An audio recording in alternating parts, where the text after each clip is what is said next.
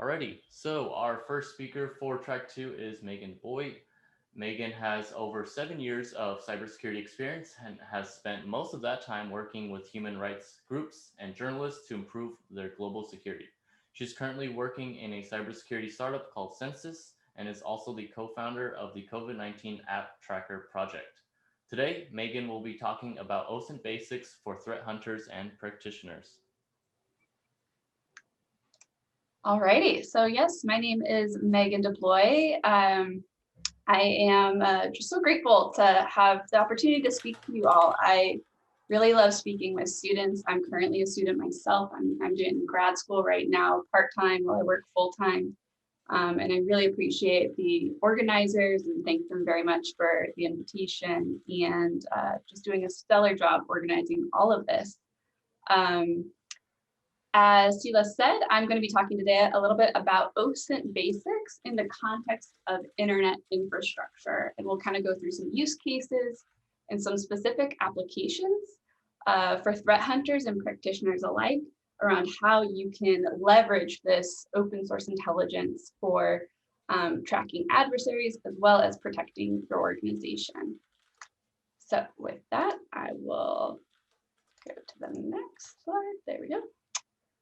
So what I'll cover today, I'll give a little background about myself and Census so you kind of understand where we're coming from. We'll talk through sort of the basics of open source intelligence, go through use cases, and do a little bit of sort of brainstorming and practice ideas so you can actually apply some of the things that we're talking about today. And I do want to make sure we reserve some time for questions at the end. I know we have until 10:55. So I'm going to try to end with a good chunk of time so we cover any questions folks have. But let's jump right in. So again, my name is Megan DeBlois. I live here in San Diego, so I'm sad I wasn't able to come in person. I hope someday we can organize something in person up in LA. But yeah, so my path into InfoSec is definitely non-traditional. And I think it's really important to mention that, especially when you're starting your careers. I think it's really important to understand that there is no cookie cutter path into InfoSec. It's a very multidisciplinary type of industry. People from all sort of paths come into InfoSec, not just solely through computer science, but a lot of them obviously do. I do want to emphasize that really in InfoSec, we need people with lots of different experiences that they can bring to the table. It makes us a more robust community. So if you don't necessarily have a ton of cybersecurity knowledge today, even when you graduate, just know that there's tons of opportunities to continue learning and getting certifications, getting training, and just self-learning and self-paced learning as well. So continue learning even after graduation. I myself actually studied political science and Arabic. I was in Egypt and then Turkey over the summer, had plans to return back here into the United States after I graduated. Or I had plans to go back to Egypt after I graduated, but things kind of didn't end up working out. And that's where I found my first job with a nonprofit based in Washington, D.C. And I ended up staying for 7 years. That was my first job out of college. And that was actually my first introduction into InfoSec as well. So starting with security education and working on how to incentivize behavior change to better security practices, transitioning to organizational security audits and trying to influence better organizational practices to threat research and threat information sharing. And that was sort of my stint in the nonprofit human rights space for the last 7 years. I actually just pivoted over to, as mentioned already, to a cybersecurity startup called Census. And I'll talk a little bit more about Census. But yeah, at Census right now, I'm focusing on how we can understand the impact of certain vulnerabilities, for example, that drop into the wild. I'll talk about some examples that have happened very recently over the last 2 weeks, like Microsoft Exchange, but really trying to understand based off of open source intelligence, based off of the data that we have here at Census, how can we turn that into something of value for both practitioners and other folks that need to leverage that particular information. Yeah, and finally, I mentioned I'm a grad student right now at the University of Oxford doing my master's in system security, and there are some other sort of side projects I'm part of.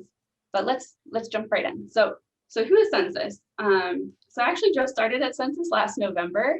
So this is sort of my first spiel on what Census is and where they came from. But I kind of like to think of Census having three main evolutions. So back in 2012, Census actually started at the University of Michigan.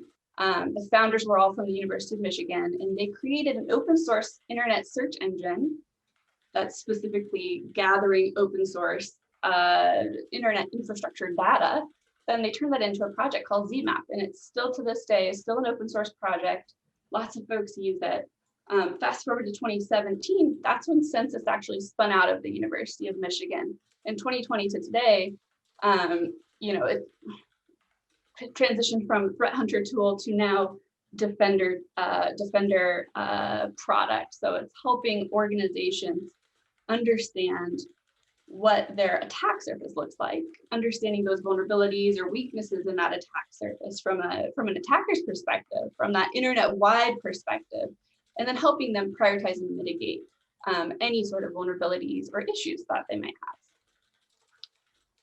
So before we jump into OSINT and like what it's all about, I do just want to have a quick friendly advisory that, a lot of people accidentally leave things up on the internet when they shouldn't.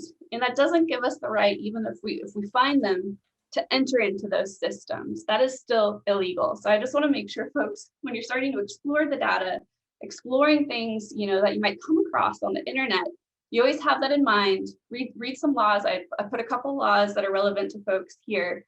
It's a U.S. federal statute, the Computer Fraud and Abuse Act, and California actually has some specific penal code as well around the boundaries of what you can do on public facing assets, but just be wary. Don't enter into things that might be on the internet if they're not yours or if you don't have specific consent. All right, so this is what the talk is all about. So what is OSINT? Let's jump right in. So open source intelligence is OSINT is the acronym for open source intelligence. And actually in this instance, when we say open source, we're not really talking about open source in the same sense as when we talk about open source software, where you can sort of manipulate code and see it, but we're just talking about publicly available information. And that's really all open source is, open source intelligence is. And really it's what you do with it. So it's the collection of that public information, but also the analysis of publicly available information to accomplish a particular objective that you might have. So that could be anything from scouring social media to find more about a person, to getting a sense of what your attack surface or what a particular system looks like out there on the internet, potential vulnerabilities that might be there so that you can better defend it. All of that is using open source intelligence. And there's lots of different types. So things like Google dorking, if you haven't done it, I highly recommend doing it. Just Google dorking. There's lots of fun tricks that you can do. It's basically, leveraging your Google search engine and putting it on some steroids so that you can get some very specific, valuable information. I mentioned social media scouring and trying to identify those different potential pieces of information that you're trying to put together to answer particular questions. And then we have things like internet infrastructure.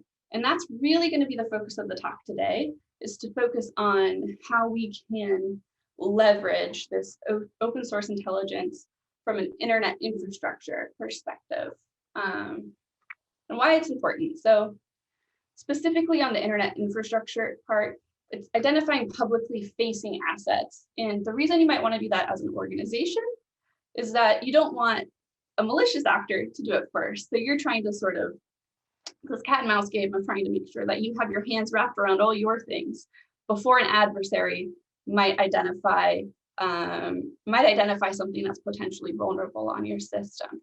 I see there's a quick question. Yes, I will be sharing the slides, absolutely. Yeah, so don't feel like you need to write everything down. I'll definitely share the slides. Let's see. Yeah, and of course, data is only good if we're able to put it to work. So having all the data in the world doesn't tell you much, as long as you know how to ask the right questions to glean insights out of that data, that's the goal. That's the really important piece, and especially in terms of open source intelligence, because sometimes we can feel overwhelmed with the amount of information that's really out there. So you got to know what to ask, and you got to know how to get that information out of the data sets that you're looking at. So this isn't actually, it's a great slide. It's not my own. There's a couple different, there's a couple slides of this, but this is sort of to give you a sense of the types of OSINT tools that exist out there in the ecosystem. It's this great person on Twitter. Highly recommend you follow them. They just dumped a few infographics that they've made over the years. So we're looking at a lot of different tools, right? And all of these tools have different uses. Census is on there. But again, we've got Google Docs, we have check usernames, we've got Spiderfoot, Maltego, and the list goes on. So there are other tools that sort of like Wireshark that listen to traffic so you can kind of see what's going on. ReconNG does a lot of reconnaissance, so you can, again, gather information. And then you have sort of tools that gather a lot of other tools into sort of one package, like Harvester, and Census is actually in there as well. So lots of tools out there. So what are we, again, let's narrow it down. What are we actually going to be talking about specifically, and what do we mean when we say internet infrastructure data? So when I say internet infrastructure data, and we talk about it at Census, we're really talking about different assets, and assets meaning things like TLS certificates. We're talking about domain names. We're talking about IPs. We're talking about a lot of the different characteristics that each of these different assets have out there on the internet. The way that Census does this is by passive scanning. So we're just listening. We're not doing a lot of invasive scanning. Some of those tools I mentioned, you do need to be careful with, because not all tools have the same interaction with the things on the internet. Some are a bit more aggressive than others. And so it is important to sort of, before just starting to do sort of tool dumping and tool playing, understand what the tool is. Make sure you're using it on your network that you own, that you control, so that you don't get into any trouble. So some recent examples, and so again, what can you find with passive scanning? So things like potential misconfigurations, like open ports. You can find, assets on the internet that really shouldn't be, like things like that you don't necessarily want an attacker to have access to, even if you think it's secured. Some things you just shouldn't have put on the internet. Things like outdated software. So you might be able to see, oh, the software version is actually deprecated. We need to fix that because it's no longer maintained.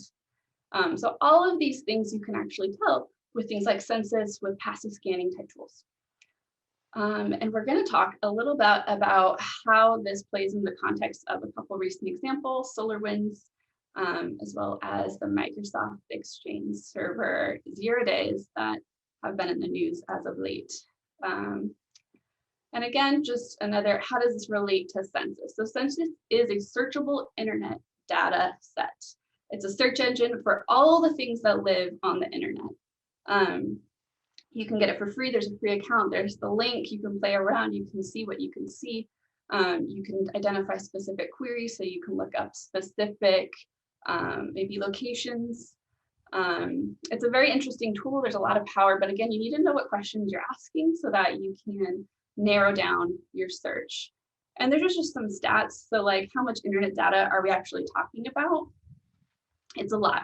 Census sees more than 99% of the internet, and they do that every week, which is really important for a few reasons. First is it's a data game. The more data you have means the more visibility that you really have of the internet, meaning you're more likely to see that asset that's owned by the adversary, or to see that asset that's owned by your organization. So it just gives you broader visibility.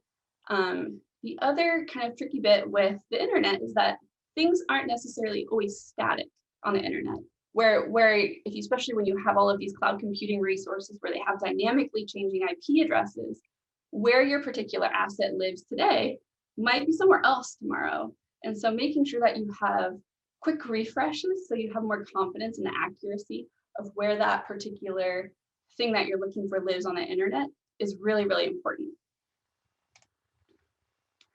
So the OSINT players really This is sort of setting us up to talk about the applications of using internet infrastructure as OSINT. So we'll sort of dive right into sort of the context as well as how we would actually use this in the real world. So we'll talk about 3 different use cases, and it's not really a coincidence that these 3 use cases line up with sort of how census has evolved as well, starting from an academic research focused project to evolving into this sort of threat hunter tool, trying to find adversary infrastructure out on the internet to what it is today, or what it's becoming more and more of today is this defensive tool. So helping organizations identify their things so that they can properly protect them and ensure that they have a good handle on all the things that they need to protect in their ecosystem. So to start with, we will start with threat hunters.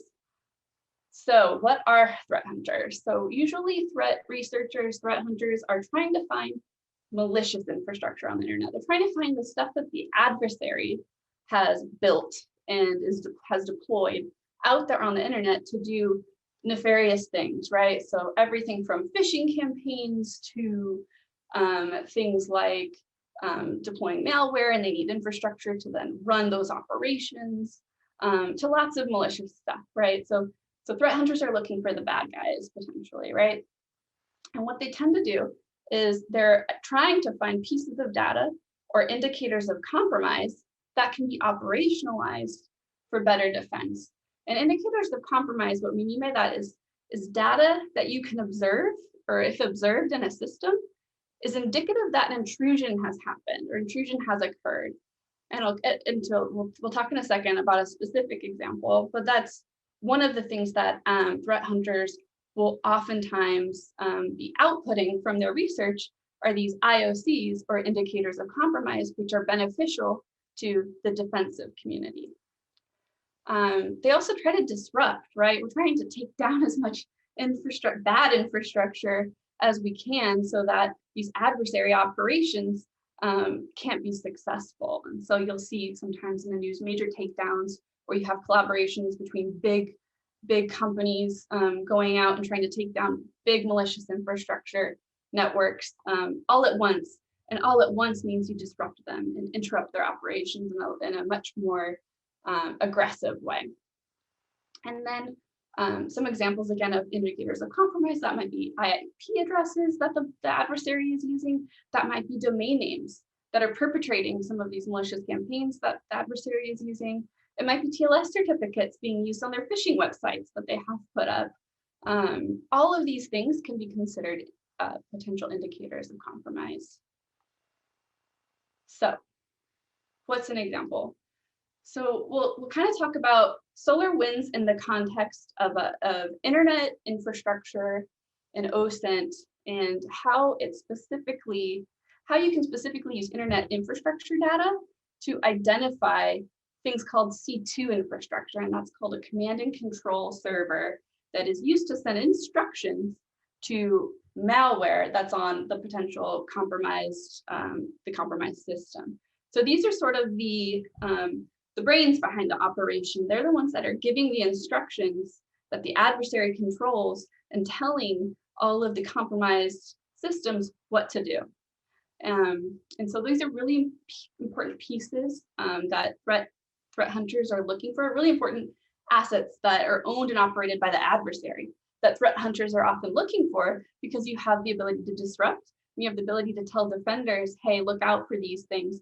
Don't allow any communication to happen with these particular servers that live on the internet because they're malicious and they're doing bad things. So just a quick version of what SolarWinds is. This is the super Cliff Notes version. I saw someone going to be talking about SolarWinds later on today. So the Cliff Notes version is that this was called a supply chain compromise, and that happened back in mid-December.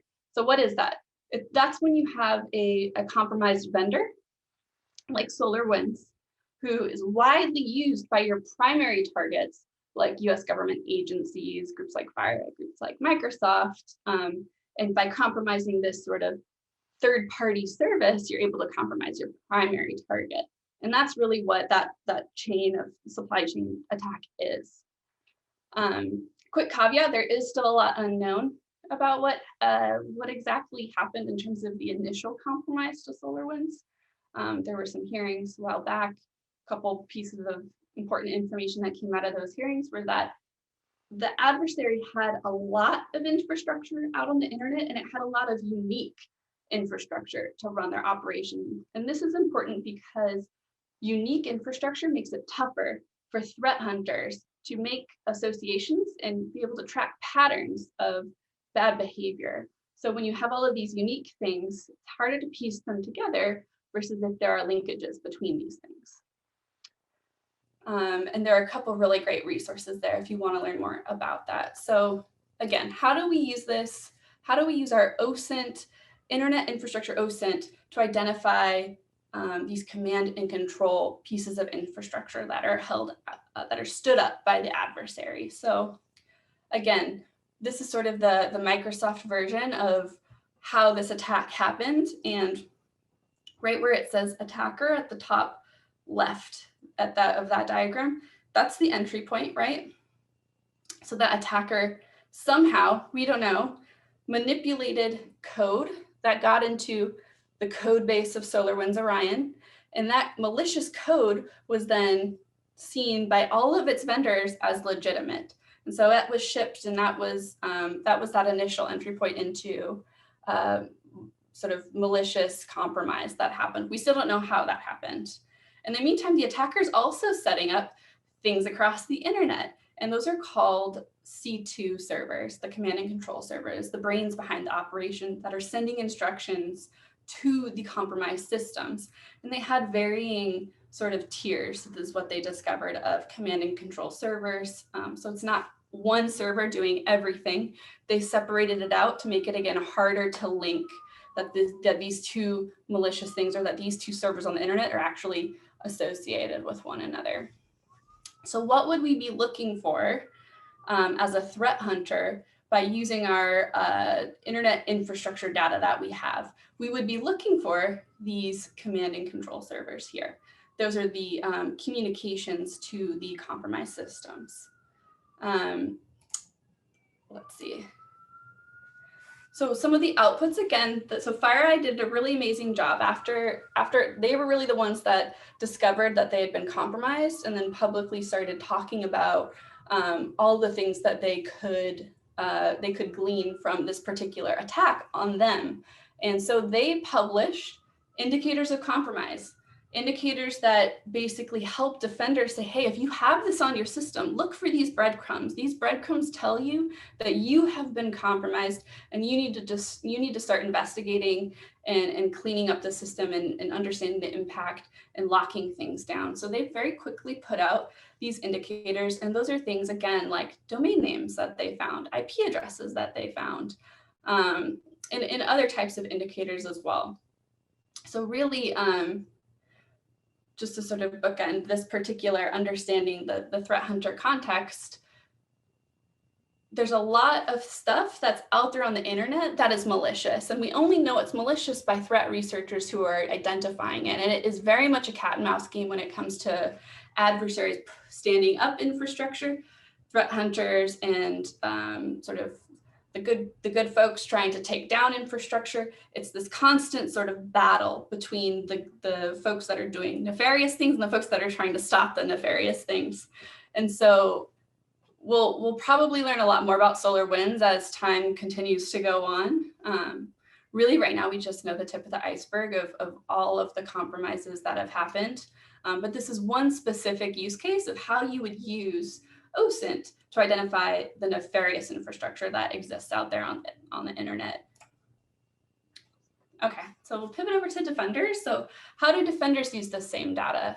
So rather than looking for the adversary's assets, the adversary's infrastructure, what defenders typically are trying to do are identify their own infrastructure. They're trying to identify their assets. They're trying to ensure the assets that they can sort of wrap their arms around are actually indeed secure in accordance with whatever protocols and standards they have at their organization. And they want to continually validate that, yes, these are all my assets that exist. yes, they're of this level of security, and programmatically manage their risk in a repeatable way. And of course, capture metrics, right? So we always want to show, like, how do we show change? How do we show that we're getting more secure today than we were yesterday? And so understanding what you have and the amount of potential risks on those things and decreasing risks over time is one of those metrics that we're trying to track here. So how does this fit in with SolarWinds? So another example was SolarWinds. So we looked at like finding adversary infrastructure, but actually what we did at Census was we said, hey, let's see what the impact is. How many SolarWinds Orion hosts do we see out on the internet? And we know that it was the majority of SolarWinds Orion hosts that were compromised. So we started taking broad internet scans to try to understand the impact of this SolarWinds compromise, this one vendor that was compromised. How many people, how many different hosts are active on the internet today? And so we took that metric and plotted it over time. And it's very interesting. We kind of see a story here, right? So in mid-December, we saw a steady decline. We saw a steady decline, a steady decline, a steady decline, probably indicating, right, that people realize that they have these particular, that they're using these particular vendors and they need to take them offline. And CISA, which is part of the Department of Homeland Security in the US, actually gave a notification at the end of the year, repeated notifications since the compromise occurred, since it was such broad impacting. But at the end of the year, they said, hey, look, you really need to update to this version or turn it off. Like there's no, after coming at the beginning of the year, all government agencies need to be at this version of whatever the SolarWinds, whatever the patched version was, so that you could at least say definitively it doesn't have that malicious code inside its code base anymore. And what did we see? This was actually quite surprising. So they issued that sort of announcement at the end of the year in December. And then at the beginning of the new year, we saw a huge uptick in things coming back online. So that kind of tells us, well, we hope that people took them down, patched them, and then put them back up, but we can't really tell for sure. But it's an interesting story to be able to plot this over time and see how practitioners have sort of dealt with this challenge from a broad visibility, from a broad sort of internet-wide perspective. So again, so to tie it back to OSINT, so what is this specifically that practitioners are trying to do when things like SolarWinds happen? The first question that any practitioner or CISO or leadership is going to ask of your staff when things like SolarWinds or any sort of compromise or vulnerability drops is, are we impacted? And then the race is on to understand all of your assets and make sure that you have an understanding of which things within that pool of assets are potentially impacted by this particular vulnerability or compromise. And then fix it. And that's the goal from a defender's perspective. And you can use open source internet infrastructure to help you in that journey to ensuring that you're defending your organization properly. So we kind of spliced this data in different ways, and we saw, out of all the SolarWinds that we were seeing across the internet over time, we took the last, this is, I think, from the last specific, I think it was the last day of January, we looked at what the breakdown by country kind of looks like across the world in terms of where these Orion hosts are being set up.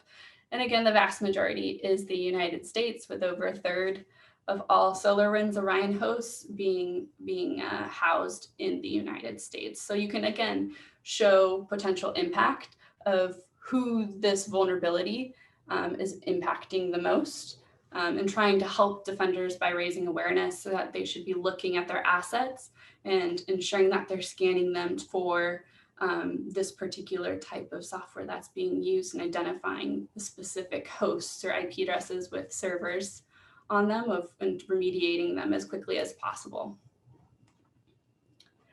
And then our final player here that we'll kind of briefly talk about is the researcher. And that's really the researcher trying to answer security questions about internet-wide trends. And those questions can vary significantly, right? So based off of our data, you can kind of look at vulnerability impact. So an example is a good paper about Heartbleed, which was a major compromise in all like SSL encryption. I can't even remember when it was, I think maybe 2013, 2014. You can understand botnets, so understanding the impact certain types of botnets and the compromised devices that they've been able to, successfully compromise across the internet. You can look at encryption strength across TLS certificates. Are they using standards? Are they using non-standard encryption? And that's really important for security, right? So all of these questions you can answer.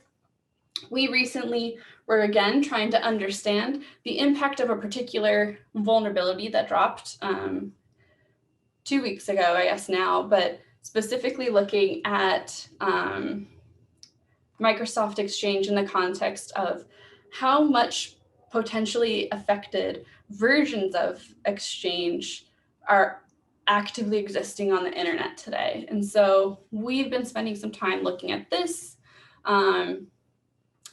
because of the software ecosystem we live in now, right? When vulnerabilities drop, usually it's very specific versions of the software that is vulnerable to whatever the particular vulnerability is.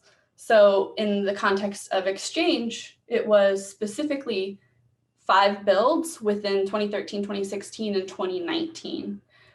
They also released patches for previously deprecated, no longer maintained 2010, just because it was also impacted. They're not continuing to maintain it. They just said, hey, we know that this exists out there in the world. Here's a patch it. So out of those 2013, 2016, 2019 versions, we actually found around 250,000 Exchange servers that meet all of those different builds of those particular years. And we found more than half of those builds exist in terms of affected versions, meaning out of that pool of 2013 to 2019 versions, half of them are the specific versions that are affected by the security vulnerability, and they have available security updates. It doesn't say that they didn't already update. We can't see necessarily patch version right now, and we didn't do research on the patch version, but it gives you a sense of scale of impact. And the impact is really, really, really broad.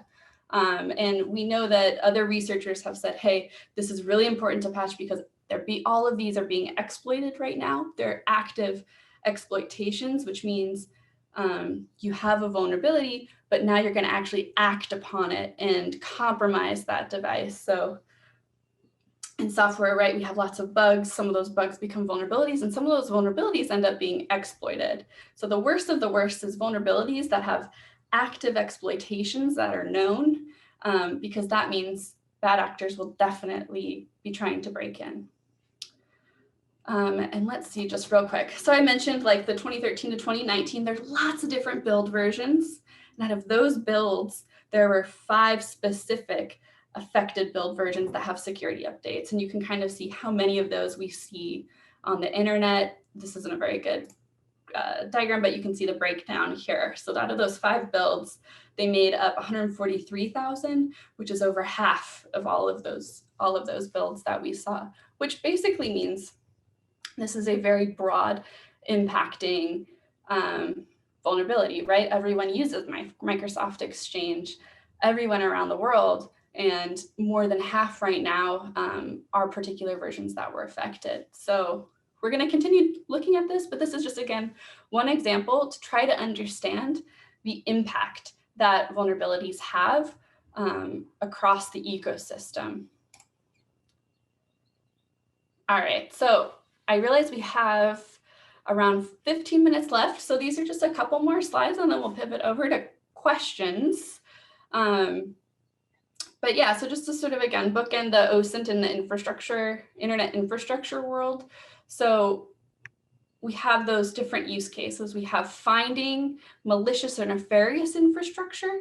We have finding your own organization's infrastructure. And then we have understanding broader security trends across the internet, in hopes that we can inform and influence broader information security improvements as we grow as a community and as we learn more about, we all have constraints, right? We all have so much time and we only have so much money. We need to be able to prioritize that time and money into areas that can have the most impact.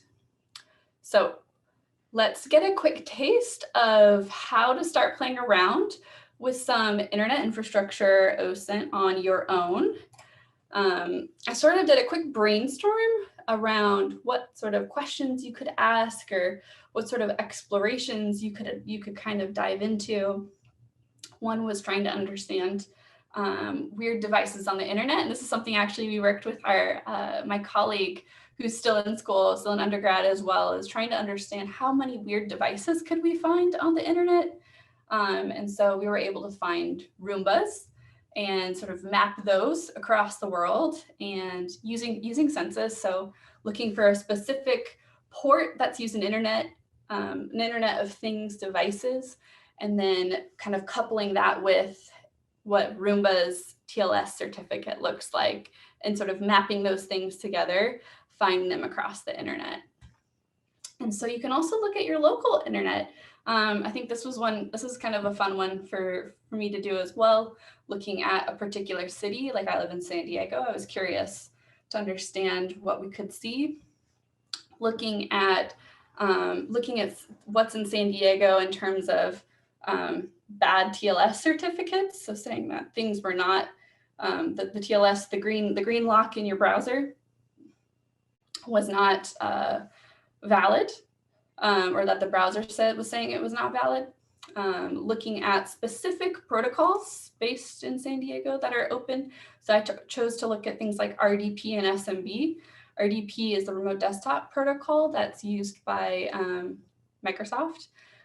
And that has had a lot of issues. Both of those have created a lot of issues for as an avenue for ransomware to get into your system. So just taking a quick peek at those. You can look at critical infrastructure. You can look at specific networks. So I was looking at UCSD's network. You can look at specific cloud providers. So you can see, show me all the things on Amazon in San Diego. Really, it's what you want to make of it, but it's kind of interesting explorations to kind of go down. You can also find things like phishing websites. This is a community tutorial that I found actually when I first started working at Census, trying to understand and get some practice with the product. This was a fun one that you could kind of scour across the internet for things. In this case, this is an example of things that kind of look like Apple, but aren't Apple because they're using a Let's Encrypt cert. So there's a couple assumptions happening here, but Let's Encrypt is a certificate authority that is often used. It's great because it's free. It's used by a lot of great human rights defenders. I love them. They're a great organization, but it's also used by a lot of malicious actors. So the assumption here is that if you have something related to apple.com in your domain name, and you're also using this Let's Encrypt cert, and I constrained it with a particular date, let's show me what you can find. And you can find like very, very, very strange subdomains that are apple.com mymaliciousite.com. And so your domain name is actually mymaliciousite.com, and they've kind of spoofed it so that apple.com is the sub domain. So that's a fun one. You can do also a security assessments if you have, if you're working with an organization, if you're working with a company, gathering some of those assets like IPs and domains and hosts, and then actually doing sort of a mini risk assessment and plugging them into Census and seeing if there are any potential vulnerabilities that should be patched, and trying to understand, and exploring and learning what to be looking for when you're searching and doing these assessments with organizations. And there's just loads more. There's a cool definitions page that you should check out if you're really just to understand the syntax and understand what's possible to search for. And yeah, definitely check it out. It's a fun experience to sort of see what you can see out on the internet. and learn about what the implications are for security. And this is basically our last slide. So I did want to flag a couple things that we were really excited to come and speak at Swift this year because we have a new initiative at Census specifically trying to support educators and students in being able to ensure that educators have the building blocks for how to use things like Census for their networking or cloud security or whatever it is that they're teaching different students, as well as highlighting student research projects. So if you are working on a research project or are interested in maybe writing a blog post or trying to just kind of explore what data you can see out there on the internet, let me know. We would love to spotlight you. We would love to support your research. So you can reach me at research@census.io or my email address as well. And then a quick plug that if you are interested in internships, we're always looking for interns, paid internships. So please let us know. You can reach me at megan@census.io.